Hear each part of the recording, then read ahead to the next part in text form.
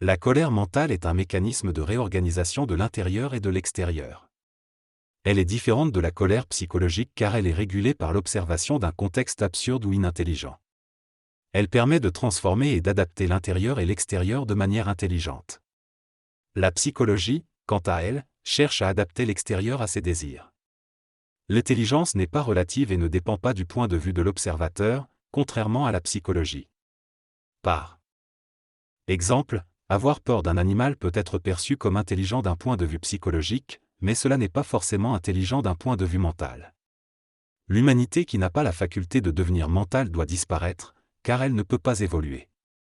Finalement, les actions d'Adolf Hitler étaient manipulées par une psychologie intellectuante et ne peuvent pas être considérées comme intelligentes. L'auteur souligne l'importance de la compréhension de la mort et de l'évolution mentale pour l'humanité. Selon lui, il serait intelligent d'accepter la mort des contextes physiques inadéquats à l'évolution de l'homme. Il considère que sauver des races incapables d'évoluer serait une erreur, car cela empêcherait la naissance de nouvelles races adaptées à l'intelligence mentale. Il explique que l'euthanasie, qu'elle soit individuelle ou raciale, consiste à cesser de soutenir la vie plutôt qu'à détruire délibérément. Il met en garde contre le fait de détruire des races inférieures, car cela pourrait causer la destruction de la race supérieure. Par conséquent, il est important de ne pas entrer en guerre contre les races inférieures, mais de se protéger de leur autodestruction. Il précise que lorsqu'il parle de race, il ne se réfère pas à la race cutanée, mais à la race neurologique. En ce qui concerne la colère mentale, elle peut être vécue par des personnes qui sont acculées et n'ont pas d'autre choix que de réagir, ainsi que par des personnes comprenant l'intelligence de la réorganisation. Enfin, il distingue la création de l'expression, soulignant que la création est une innovation tandis que l'expression est une manifestation de ce qui existe déjà. L'homme ne crée pas réellement, il exprime l'énergie supramentale. La création n'existe pas cosmiquement, il n'y a que de l'expression. L'homme croit qu'il crée, mais il ne fait que créer à partir de l'énergie supramentale dans un cadre planétaire. Lorsque le contexte nuit à la création, l'homme peut ressentir une colère mentale et réorganiser le contexte. Cependant, il faut faire attention car l'astral peut manipuler et tromper l'homme qui n'a pas suffisamment d'énergie mentale. Il y a une différence subtile entre l'arrogance de penser qu'on a réussi et la certitude de savoir qu'on a réussi. L'auteur a le pouvoir sur l'astral et sait comment le manipuler, mais il y a toujours un danger de se faire piéger. L'obéissance de l'astral montre que l'autorité de l'auteur est reconnue. Lorsque l'on est confronté à des événements négatifs tels que des accidents, des problèmes familiaux ou professionnels, il peut être tentant de vouloir se venger ou se défendre en utilisant la colère mentale. Cependant, il est important de comprendre que l'astral n'est pas contrôlé par une intelligence qui cherche à tester l'évolution de l'homme. Il s'agit plutôt de mécanismes astraux qui veulent savoir où en est l'homme et décider s'il mérite d'être aidé ou détruit. La colère mentale est un moyen de purifier l'astral, mais il est important de contrôler sa colère car l'astral instruit l'homme à se sentir coupable lorsqu'il est en colère. Des maladies, des accidents et d'autres événements négatifs peuvent se produire en réponse à la purification astrale, mais il est essentiel de différencier les événements réguliers de ceux qui sont spécifiquement liés à la confrontation avec l'astral. Le travail mental est un jeu avec l'astral et une fois qu'un individu a fait une colère mentale, l'astral c'est qu'il existe. L'astral est à la fois collectif et individuel, mais pour créer un égrégore individuel, il faut une collectivité pour le nourrir. Dialoguer avec l'astral par le mental peut avoir des conséquences sur notre réalité et nos émotions. Lorsqu'on devient maître de l'astral, cela ne signifie pas que l'on devient maître de l'éternité. On est uniquement maître pendant un certain temps et on peut redevenir esclave par la suite.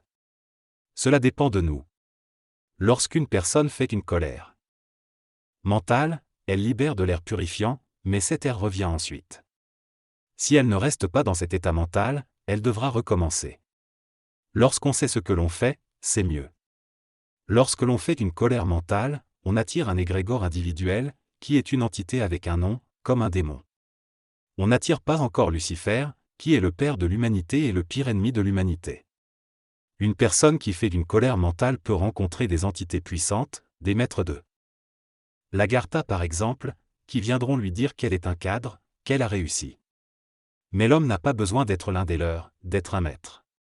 Ceux qui font une colère mentale actuellement n'ont pas de rôle à jouer dans le contexte expérientiel planétaire.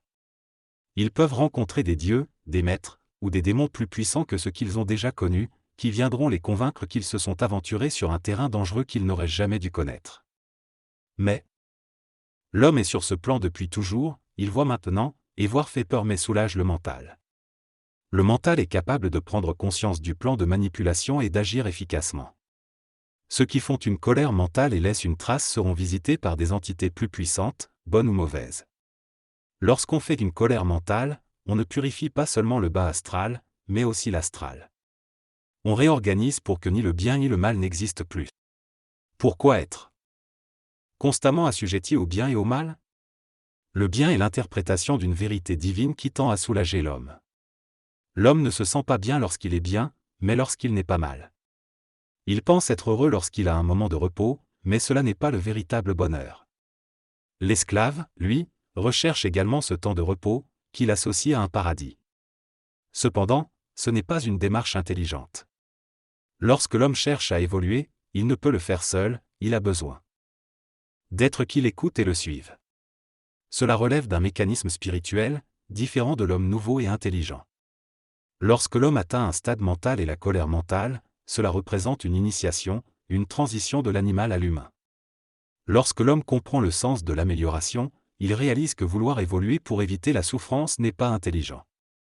Il doit plutôt chercher à sauver son énergie et à comprendre les mécanismes de dépense et d'achat d'énergie. L'énergie permet à l'homme de créer un cadre qui lui permet de se connaître. Cela implique de connaître l'écologie et de ne pas dilapider son énergie. L'achat d'énergie dans le plan matériel nécessite des rétributions pour préserver l'écologie. Si l'homme ne recrée pas ce qu'il a détruit, il finira par se retrouver seul dans un désert et son lac s'asséchera. Il doit donc payer pour l'énergie qu'il a obtenue en préservant l'écologie. L'homme doit comprendre qu'il n'y a pas de création d'énergie, mais seulement son achat. C'est en comprenant cela que l'homme pourra éviter les pénuries d'énergie. Pour s'améliorer, l'homme doit optimiser sa dépense énergétique, que ce soit dans le corps physique ou dans son environnement. Il doit également prendre soin de son corps physique, car négliger sa santé aura des conséquences coûteuses en énergie. Une fois qu'il comprend le concept d'amélioration, l'homme entre dans une phase de conscientisation et se libère des colères mentales. Il devient alors un surhomme, capable de contrôler son plan astral et de prédire les événements avant qu'ils se produisent. Le programme Maître Contrôleur vise à faire de chaque individu le seul maître à bord de son évolution physique et astrale. L'homme nouvellement évolué serait capable de contrôler son propre corps et son environnement grâce à un écosystème évolutif. Il serait en mesure de réguler sa température corporelle en transpirant à volonté, de contrôler son rythme cardiaque et respiratoire pour économiser de l'oxygène si nécessaire, et de résister aux virus et aux radiations. L'homme serait également capable de prévenir des accidents ou des catastrophes extérieures en contrôlant son cadre d'évolution. Par exemple, il pourrait éviter de séjourner dans un hôtel contaminé par une bombe ou de subir les effets d'une explosion nucléaire. Tout cela serait rendu possible par un niveau élevé de maîtrise et de contrôle du corps et de l'environnement.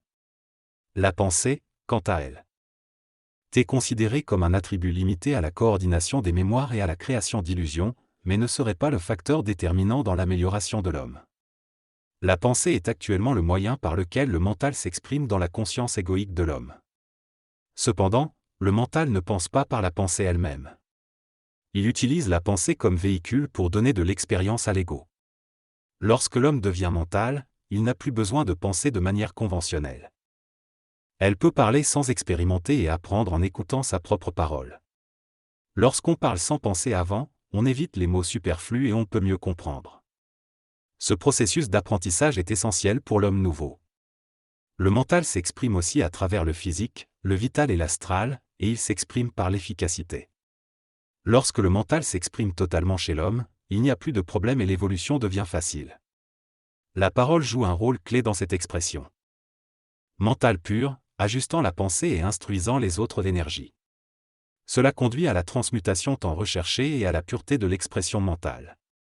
Cette communication mentale va apporter des avantages tels qu'une bonne santé, l'absence d'accidents et un savoir étendu.